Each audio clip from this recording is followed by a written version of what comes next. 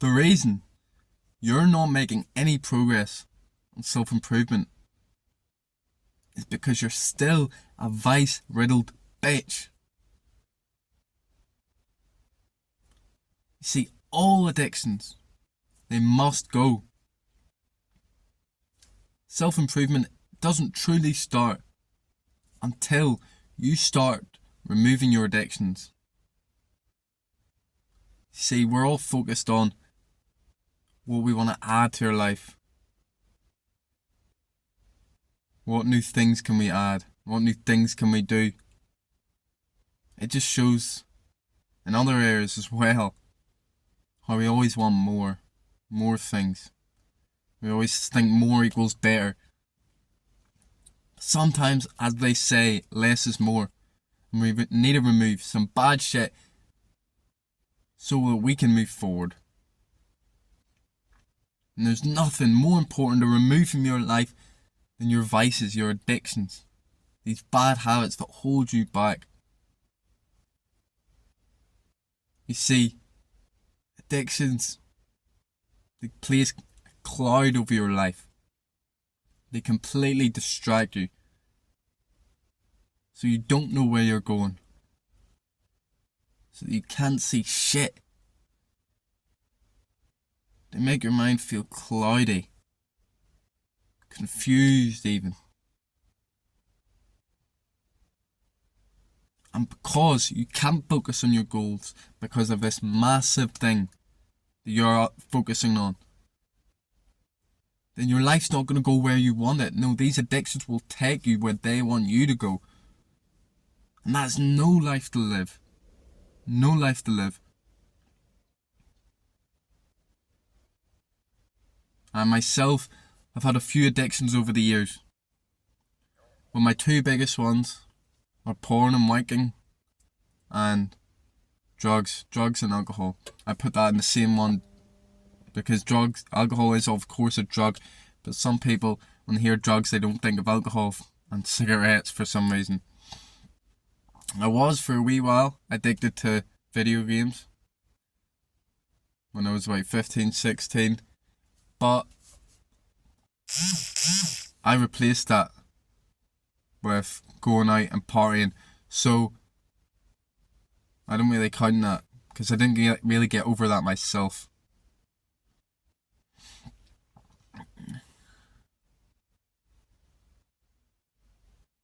These other two, it took a long time to get over, especially the wanking. I started maybe getting rid of these addictions like 2.5 years ago.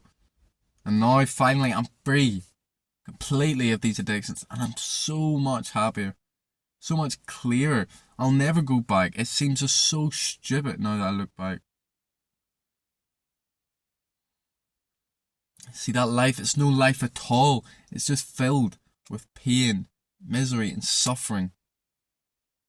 We all know that addictions destroy lives, but we don't think that includes us because maybe our addiction isn't so bad, you know, we're only smoking or we're only drinking on the weekends.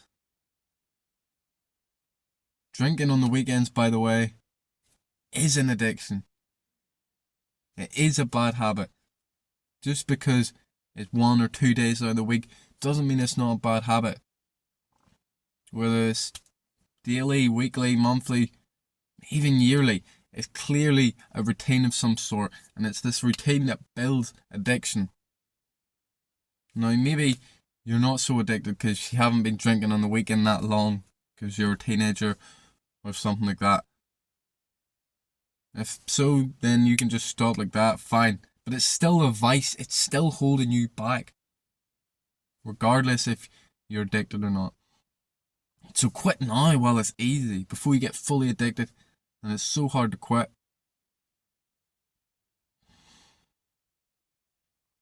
As I was saying, this destroys lives. Of course, some addictions take lives. Every day people die from their addictions. You could be the next one.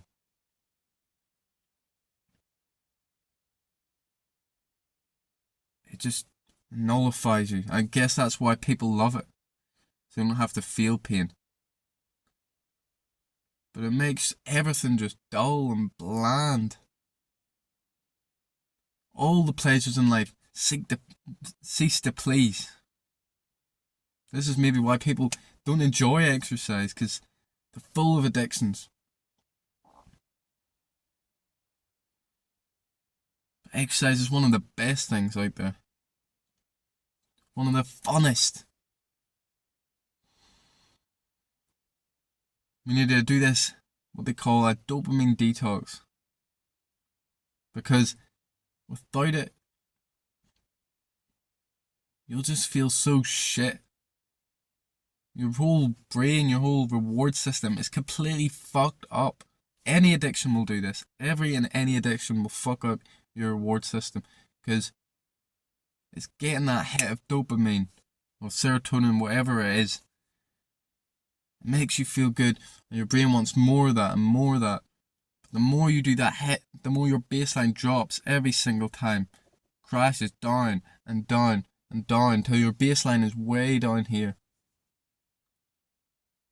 It's that vicious instant gratification cycle. And that's the biggest reason why people do it, for that instant gratification.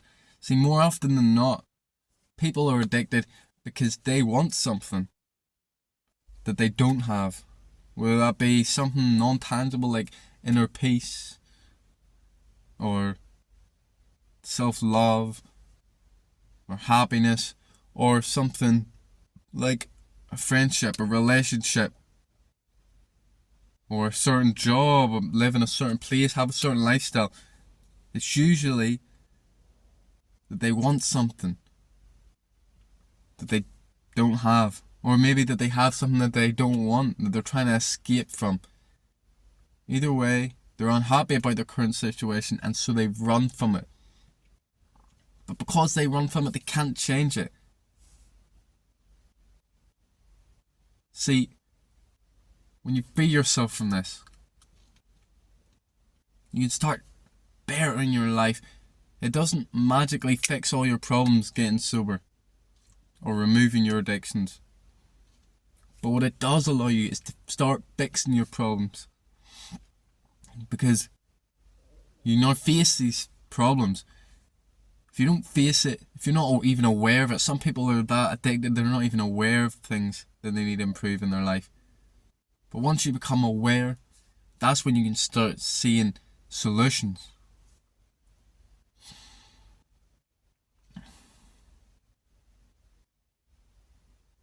Now, of course, it's not easy. Addictions will never be easy. But it's one of the most life-changing things that you can do. More than any other self-improvement habit, having no vices sets you apart from everybody. Because everybody's addicted to something, whether that's phone, smoking, sex, wanking, drugs, whatever it is. Most people are addicted to at least something. How I quit these vices was focusing on the good habits. Mostly this is how I got through it. I focused and added good habits. Each of them have their own special benefit. Their own thing that just makes it easier to quit. Exercise, meditation, reading. These are vital. These are vital to quit addiction. Getting up early can help. Fasting can help. You need to start removing these bad habits and replacing them with the good ones. Something I think is very important though is being around the right people, whether that be in person or online. You need to saturate your mind with people telling you that you need to quit, that you need to get better. Whether that be from a friend or, as I said, online like this. This is how I did it. I would watch countless self-improvement YouTubers over and over again, and would brainwash me in a good way. This is how I realised in the first place that I needed to get sober, that I needed to quit. And of course you need to stay away from the wrong people. People are going to bring you down. You can't be going out with your friends who are all drinking if you're trying to stop. Of course you're going to drink. Maybe you're playing video games all the time. You can't hop on fucking Discord and talk to all your friends while they're playing games, because you're going to want to start playing games. You need to be smart about this. Don't go out to the fucking smoking area on your break if you're going to try and stop smoking. The biggest thing though, the only real thing that matters, because all this other stuff, it helps. And you'll find it, but you'll find it on your own eventually. You'll find all the little hacks that work for you through relapses and stuff like that. See, relapses, they're not a bad thing. Relapses, they're a guide, helping you, telling you how to quit, telling you where you fucked up, what you need to do, what you need to change. That pain from the relapse, it's the motivation. The most important thing is your mindset, because if you don't have the right mindset, you will give up, you'll quit. You need to want it enough. You need to need it, because otherwise you will probably give up. You need to have the mindset that no matter what, no matter how long it takes, 5, 10 years, whatever, you will quit this. Without that, you give up. It'll become too hard and you'll say, fuck it. But you can't give up, because this is your life. I real hope for you guys that will give up, that your body, your brain doesn't allow you. It'll make you feel bad day after day after day, until you're like, this isn't going away, this isn't changing, I need to get sober, I need to remove my addictions.